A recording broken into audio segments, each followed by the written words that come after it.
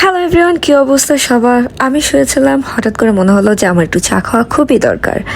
তো কী চা বানানো যায় ভাবতে ভাবতে ভাবলাম যে আজকে একটু ঝাল করে তেঁতুলের চা বানালে কেমন হয়।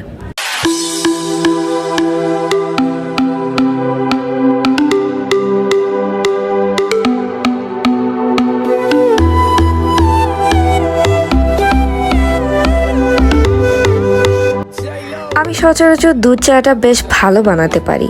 বাড়িতে যখন কোনো মেহমান আসে তো সেই ক্ষেত্রে আমাকেই চা বানাতে বলা হয়। তো দুধ চা বানানোর ভিতরে আমার যে প্রশংসাটা, সেই প্রশংসা নিতেই আমার খুব ভালো লাগে। আর আমি মনের মতো করে খুব ভালোবেসে চাটা বানাতে অনেক ভালোবাসি। যখন ঘরে একা থাকি তখন নিজের জন্য চা বানাতে অন্যরকম একটা ভালো লাগা থাকে।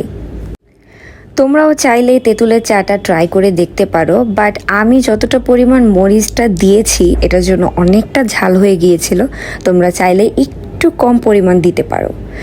এরপর যখন চাটা নিয়ে বারান্দায় চলে গিয়েছিলাম, দেখলাম যে ঠান্ডা ঠান্ডা একটা শীতল বাতাস আসছে, সাথে গরম গরম এক কাপ চা। ভাবতেই ভালো লাগছে, আর চাটা তো আমার অনেক মজা হয়েছিল।